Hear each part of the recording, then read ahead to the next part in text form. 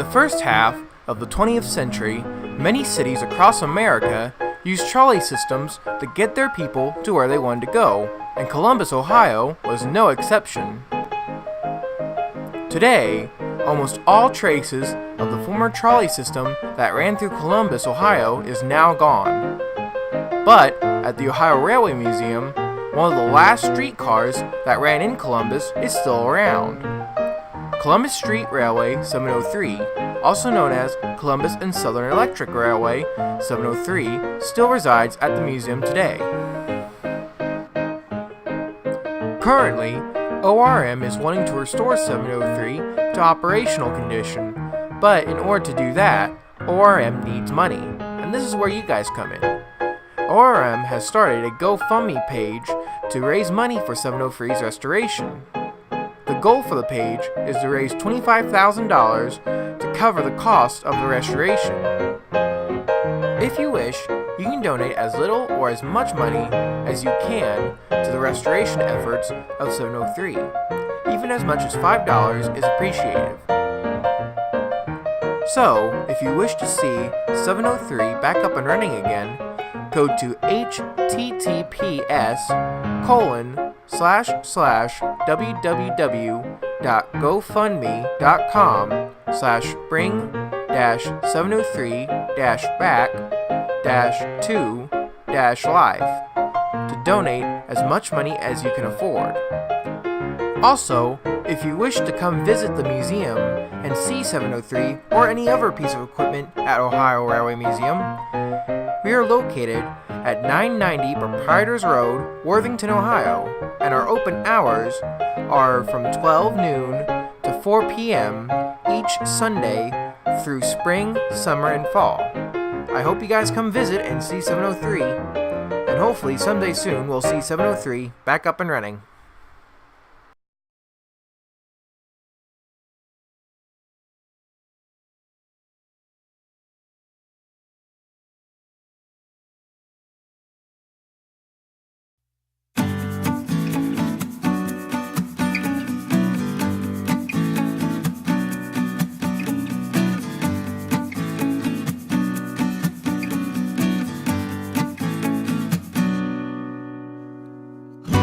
High hoods and GP30s.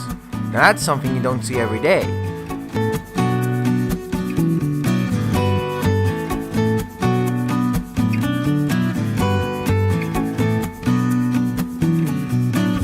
Combine them with a passenger train and you have yourself an interesting show.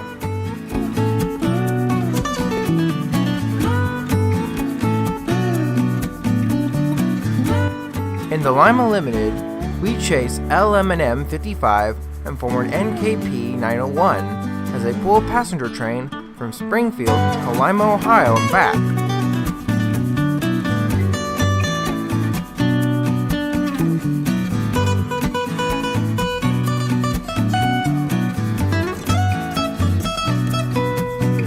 Along the way, we see the train pass old depots.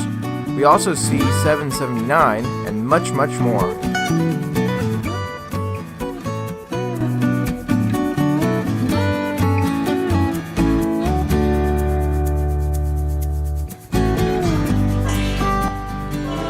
So now, let's get started.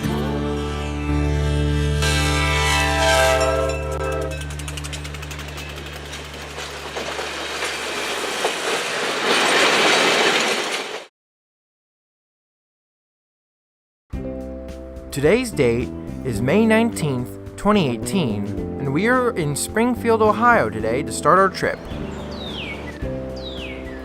We are located at Snyder Park on the northwest side of Springfield, Ohio, where our passenger train will pull in to board the passengers.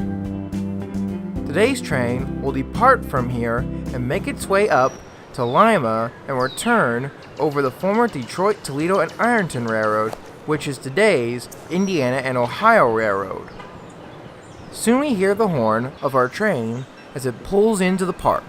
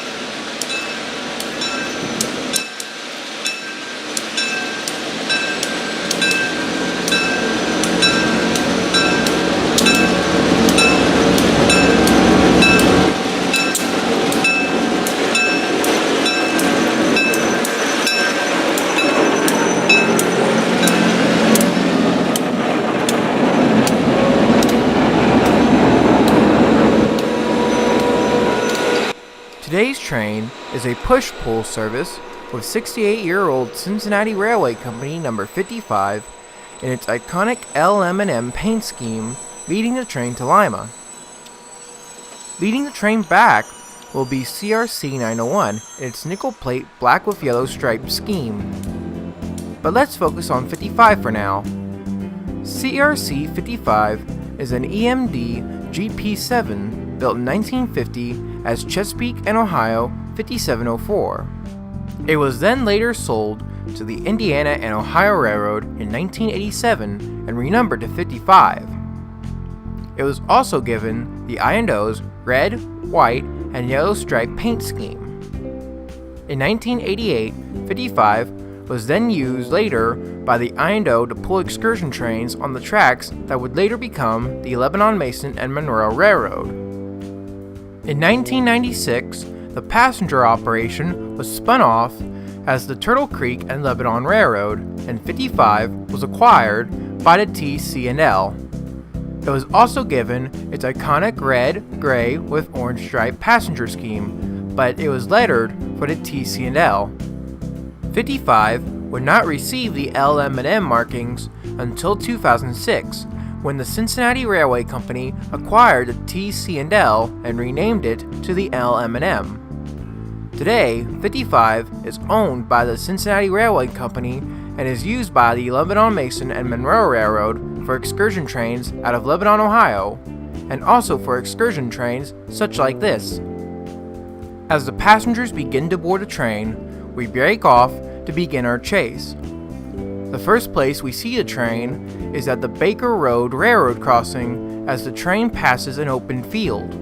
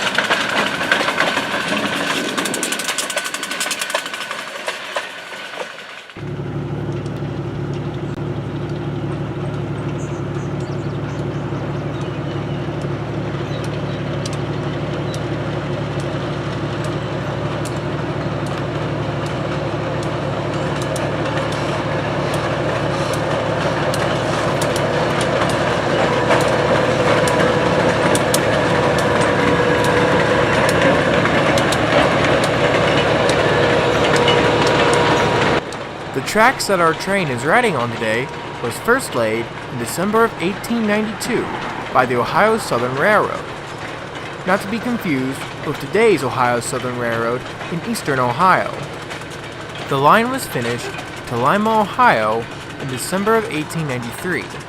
The Ohio Southern was the successor to the Springfield, Jackson, and Pomeroy Railroad and the Springfield Southern Railroad, but we'll get to those railroads in Volume 2.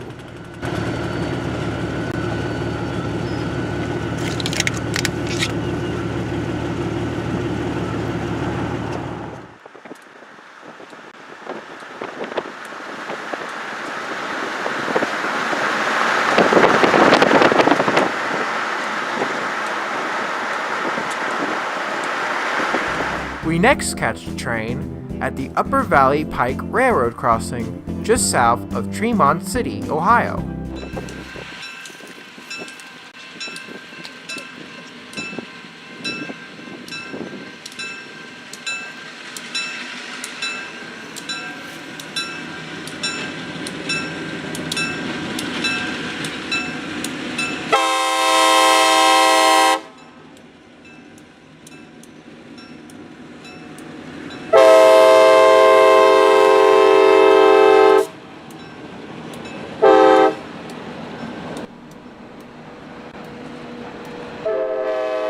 Getting back to the railroad line's history, the line stayed under Ohio Southern ownership until 1901, when the OS merged with the Detroit and Lima Northern Railroad to create the Detroit Southern Railroad. It only lasted for 4 years, and it went bankrupt in 1905.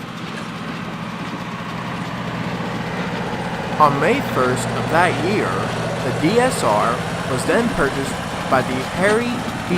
Holtzin Company of New York and reorganized as the Detroit, Toledo, and Ironton Railway.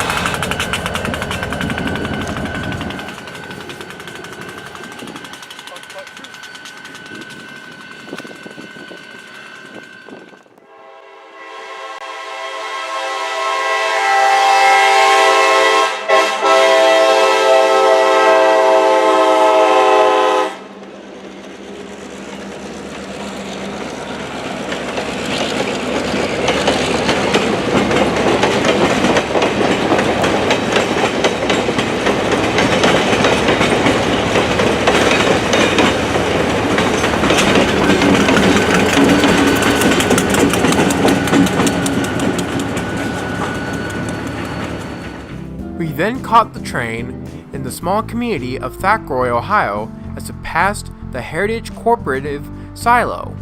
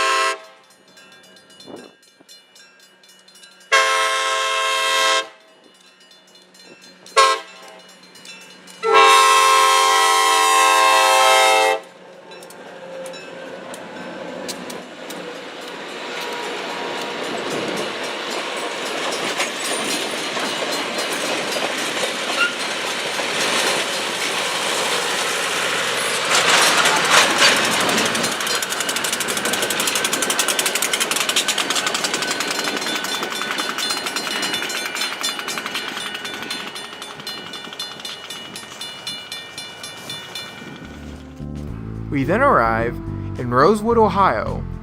Rosewood is a sleepy little town out in the countryside.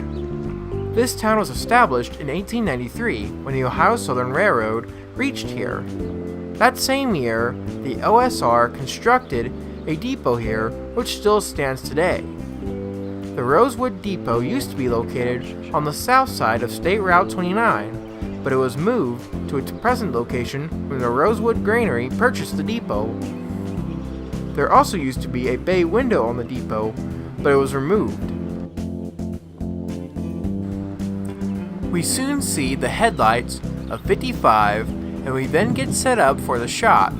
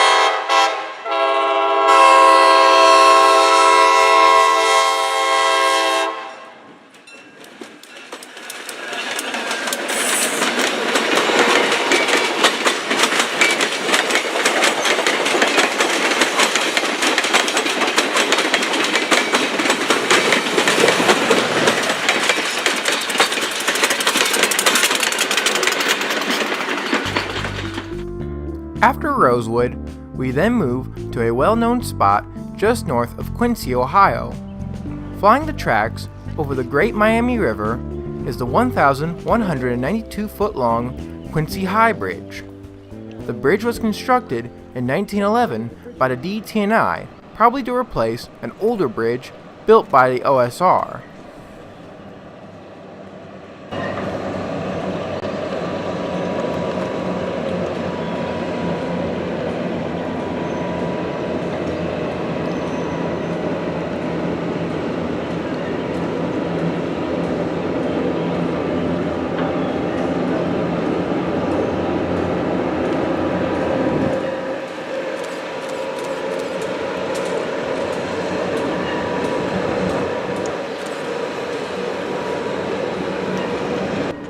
We tried to get to an open field across the river, but we didn't make it, so we were forced to catch a train where we were at.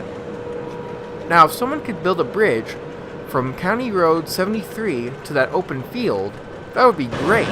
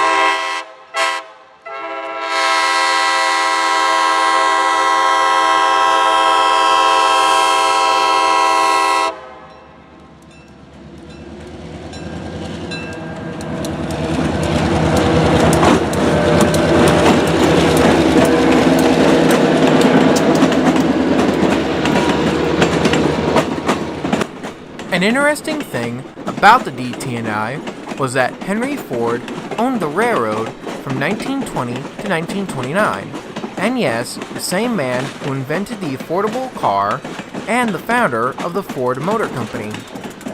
During his ownership of the railroad, he implemented some unusual labor practices, such as crews and workers required to wear white caps and clean overalls, beards and mustaches had to be shaved, and no trains on Sundays.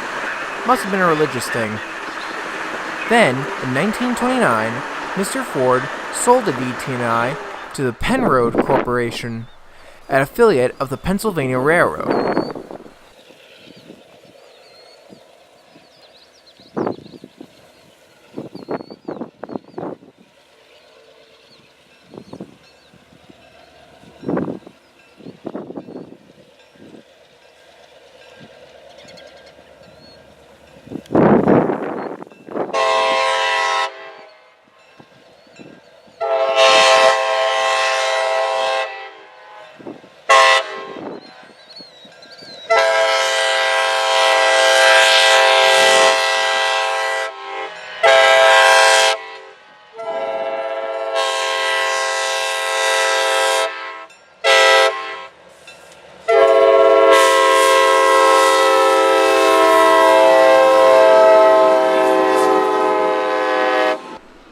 By 1951, the PRR and the Wabash Railroad purchased all the Penrose stocks in the DT&I, although technically it was the PRR subsidiary Pennsylvania Company that purchased the DT&I stocks. Later, the Wabash Railroad would sell their stocks to the same company.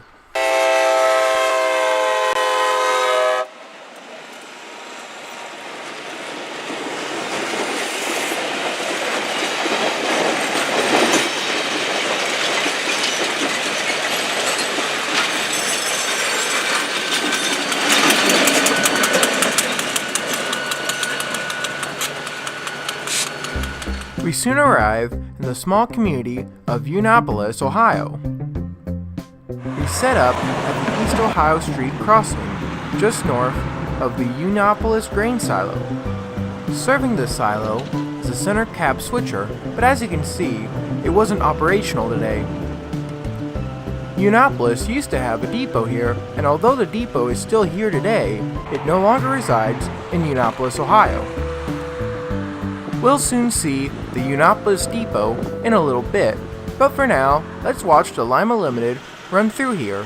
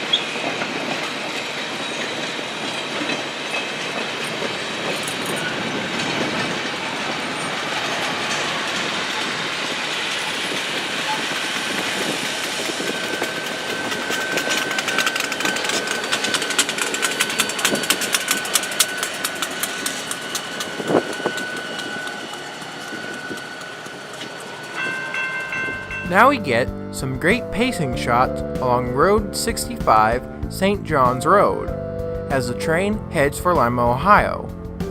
Now, where were we on the line's history? Ah yes, the Pennsylvania Company. On June 24, 1980, the Pennsylvania Company sold all of its assets of the DT&I to the Grand Trunk Western Railroad, ending the DT&I's independence streak. During the GTW years, most of the DT&I's line from Washington Courthouse to Ironton, Ohio was abandoned. In 1990, the Grand Trunk Western sold the DT&I's Springfield Washington Courthouse line to the Indiana and Ohio Railroad. The rest of the line from Diane, Michigan to Springfield, Ohio would not be sold to the I&O until 1997. The rest of the line north of Diane, Michigan is still owned by the Grand Trunk Western successor, the Canadian National Railroad.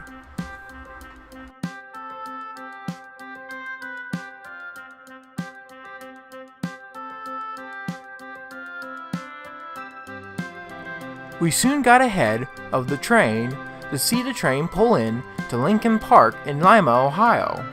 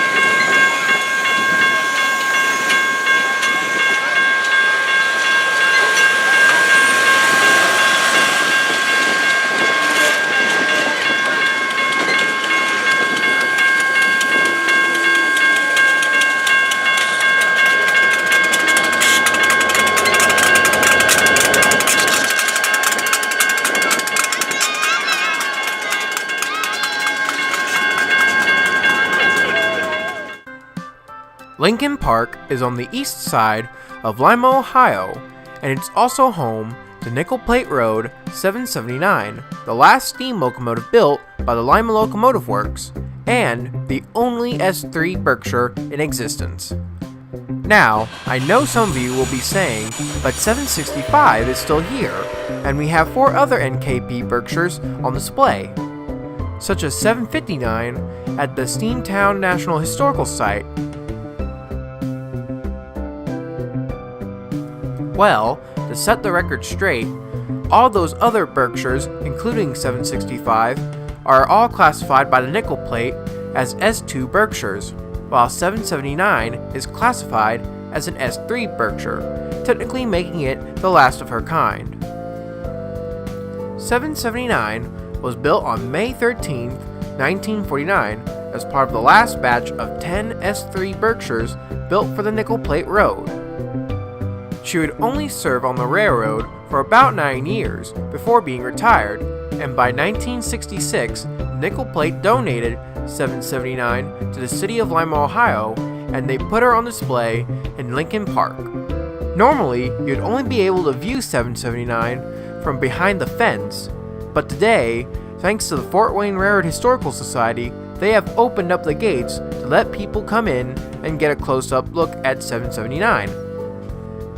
Right behind 779 is NKP 1091, a caboose built in 1882 by the Lafayette Car Works of Lafayette, Indiana. And right behind 1091 is NKP number 5, a beautifully restored passenger car. NKP number 5 is a wooden business coach built in 1883 for the Nickel Plate Road. This coach would have been used by the higher-ups of the Nickel Plate and even the president of the railroad. This car's interior is incredible and can give Amtrak a run for its money.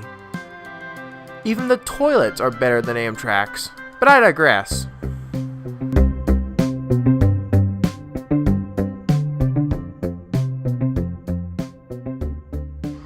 Nearby 779 and the consist is the former Uniopolis Depot.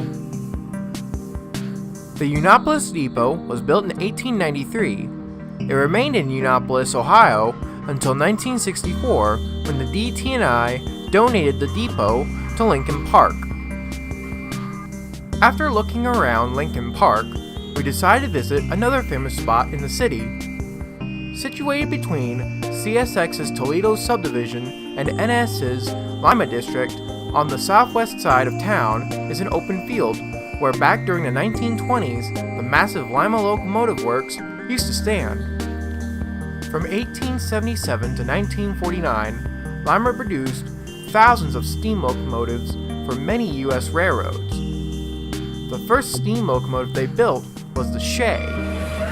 It was designed by Evram Shea and commissioned to be built in 1878 by James Alley. During the 1920s, William E. Woodward, Lima's mechanical engineer, designed and implemented what he called the superpower locomotives. The first locomotive to get the superpower treatment was the experimental H10 282 Heavy Mikado number 8000 from the New York Central, which was technically a Michigan Central engine.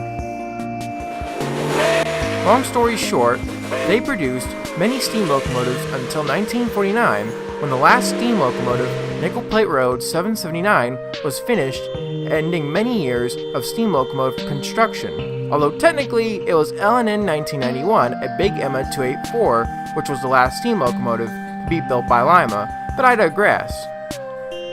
In 1947, Lima merged with the General Machinery Corporation of Hamilton, Ohio, to become the Lima Hamilton Corporation. They attempted to make their own line of diesel locomotives, such as the LS Switchers, the LRS 1200s, and the LT 2500s. Even with the merger with Baldwin in 1951, they just couldn't compete with Alco, GE, or EMD. So in 1956, the now Baldwin Lima Hamilton Corporation left the locomotive market. By 1998, the entire Lima Locomotive shop facility was torn down, and which now brings us to today. Thankfully, many of Lima's steam locomotives still survive to the day.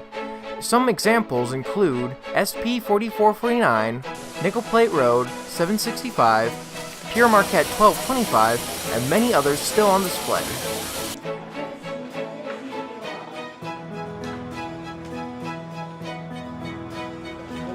Now before we head back to Springfield, let's talk about the locomotive leading our train back. We hope you enjoyed it. Nickel Plate Road 901, which is technically Cincinnati Railway Company 901.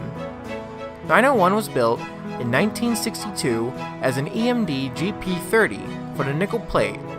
When the NKP was taken over by the Norfolk and Western, 901 was repainted into the N&W colors and renumbered to 2901.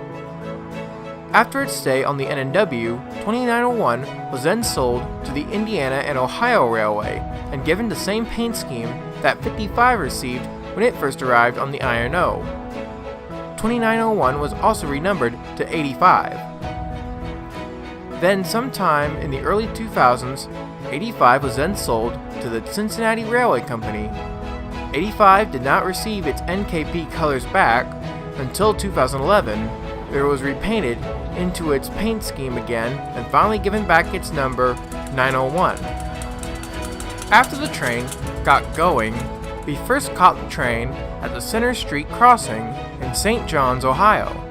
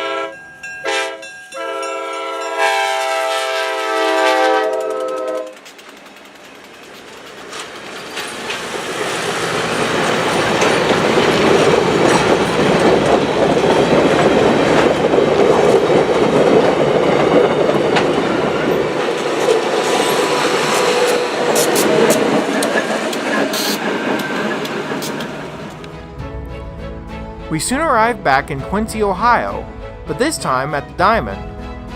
Back in its heyday, this was where the DT&I crossed over the New York Central. Today, this is where CSX's double-tracked Indianapolis line sub crosses over the single-tracked Indiana and Ohio Railroad.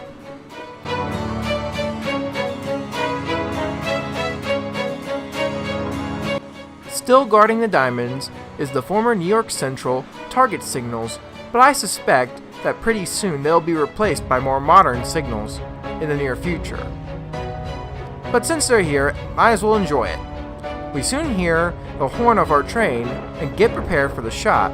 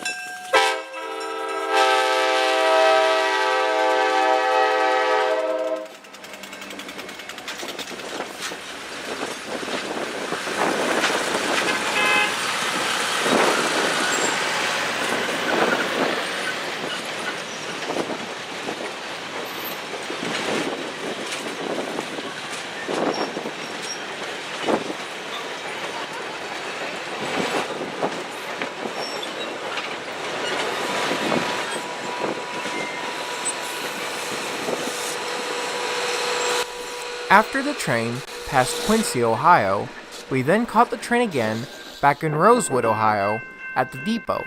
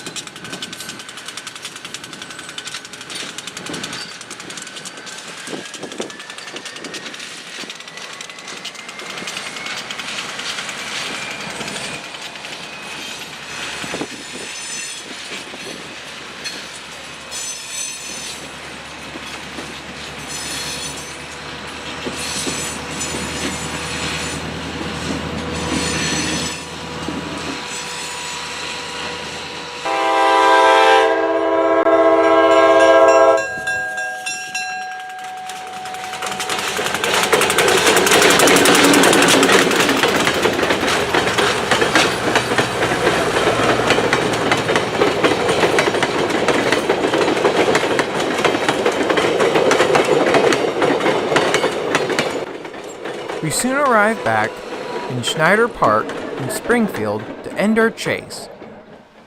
This trip, and the other one we'll see in Volume 2, were sponsored and ran by the Ohio Rail Excursions, a group that is part of the Cincinnati Scenic Railway, a 501c3 nonprofit organization in partnership with the Cincinnati Railway Company.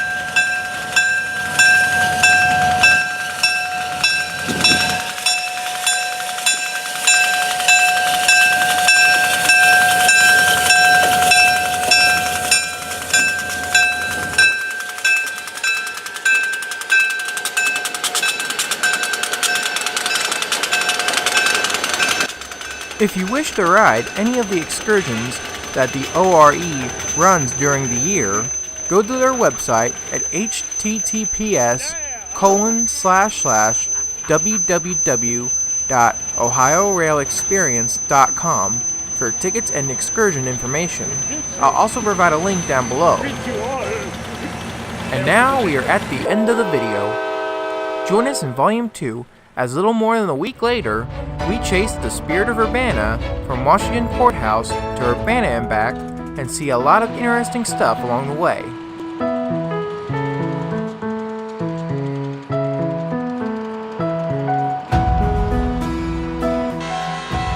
Well, I hope you guys enjoyed this video and I hope you have a good day. See you later.